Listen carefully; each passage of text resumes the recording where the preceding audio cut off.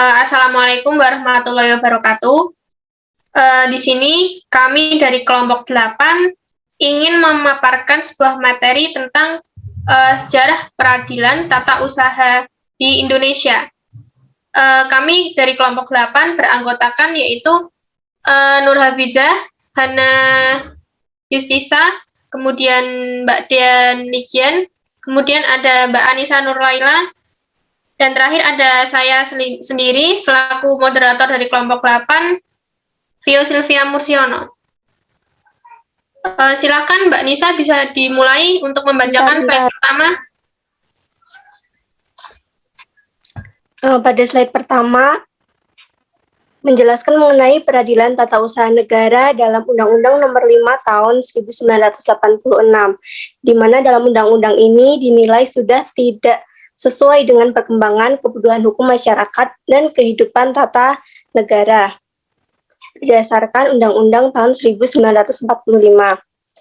Berdasarkan Undang-Undang Dasar Negara Republik Indonesia tahun 1945 yang menyatakan bahwa kekuasaan kehakiman itu merupakan kekuasaan yang merdeka yang dilakukan oleh sebuah Mahkamah Agung dan badan peradilan di bawahnya dalam menyelenggarakan peradilan guna menegakkan hukum dan keadilan Undang-Undang Dasar 1945 yang telah membawa perubahan penting terhadap penyelenggaraan kekuasaan kehakiman sehingga membawa konsekuensi perlunya pembentukan atau perubahan perundang-undangan dilakukan dalam usaha memperkuat prinsip kekuasaan kehakiman yang merdeka dan bebas dari pengaruh kekuasaan lain dalam menyelenggarakan peradilan dalam menegakkan hukum dan keadilan. Selanjutnya, perubahan penting lainnya yang terdapat pada Undang-Undang Nomor 5 Tahun 1986 tentang Peradilan Tata Usaha Negara, yaitu 1. Syarat untuk menjadi hakim dalam peradilan di lingkungan Peradilan Tata Usaha Negara. 2. Batas umur pengangkatan hakim dan pemberhentian hakim. Yang ketiga, pengaturan tata cara pengangkatan dan pemberhentian hakim. Yang keempat, pengaturan pengawasan terhadap hakim. Yang kelima, penghapusan ketentuan hukum acara yang mengatur masuknya pihak ketiga dalam suatu sengketa, dan yang terakhir, adanya saksi terhadap pejabat karena tidak dilaksanakannya putusan pengadilan yang telah memperoleh kekuatan hukum tetap. Baik, saya lanjutkan. Slide ketiga ini berisikan tentang berdasarkan uraian Undang-Undang Nomor 5 Tahun 1986 dinilai tidak sesuai dengan perkembangan kebutuhan hukum masyarakat dan ketatanegaraan karena sangat jauh tertinggal zaman. Pada era yang serba digital saat ini, dan memasuki era industri 40 ini, negara merupakan salah satu institusi peradilan yang dituntut untuk mampu mengejar ketertinggalan. Oleh sebab itu, dibutuhkan penyesuaian terhadap Undang-Undang Peradilan Tata Usaha Negara agar sejalan dengan zaman, terutama pada paradigma peradilan elektronik. Selain itu, dari segi teknis, Undang-Undang Peradilan Tata Usaha Negara saat ini tertinggal dan tidak lagi relevan dari segi kompetensi absolut peradilan tata usaha negara.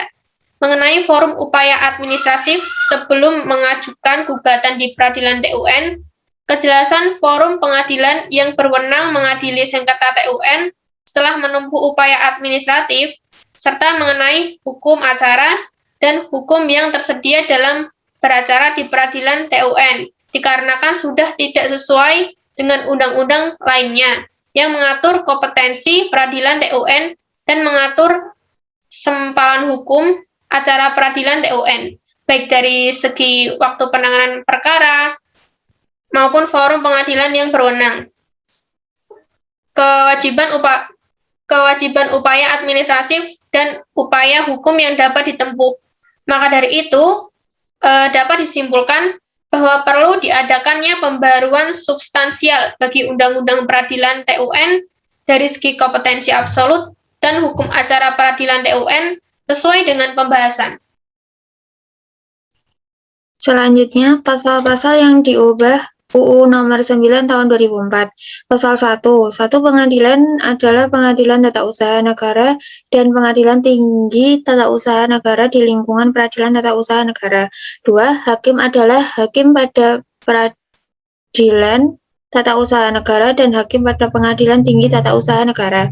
3. Mahkamah Agung adalah salah satu pelaku kekuasaan kehakiman sebagaimana dimaksud dalam Undang-Undang Dasar Negara Republik Indonesia tahun 1945. 4. Pengadilan khusus adalah pengadilan yang mempunyai kewenangan untuk memeriksa, mengadili, dan memutus perkara tertentu yang hanya dapat dibentuk dalam salah satu lingkaran badan peradilan yang berada di bawah Mahkamah Agung yang diatur dalam undang-undang.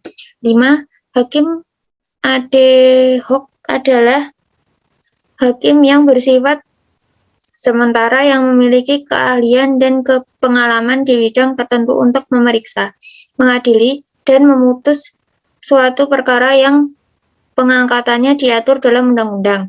Terakhir, 6. Tata usaha negara adalah administrasi negara yang melaksanakan fungsi untuk menyelesaikan urusan pemerintahan baik di pusat maupun di daerah.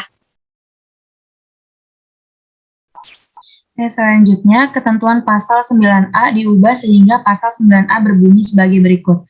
Pasal 9A. 1. Di lingkungan peradilan tata usaha negara dapat dibentuk pengadilan khusus yang diatur dengan undang-undang.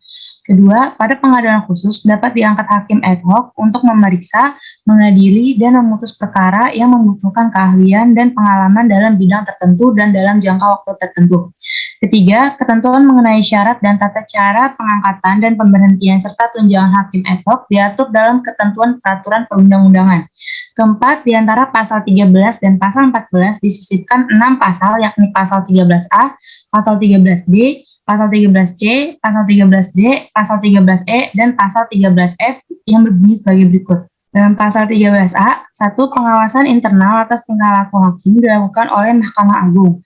Kedua, selain pengawasan sebagaimana dimaksud pada ayat 1 untuk menjaga dan menegakkan kehormatan, keluhuran martabat, serta perilaku hakim, pengawasan eksternal atas perilaku hakim dilakukan oleh Komisi Yudisial. Sekian presentasi dari kelompok 8. Apabila ada kurangnya maupun kelebihannya, kami mohon maaf yang sebesar-besarnya. Kami undur diri. Wassalamualaikum warahmatullahi wabarakatuh. Selamat siang.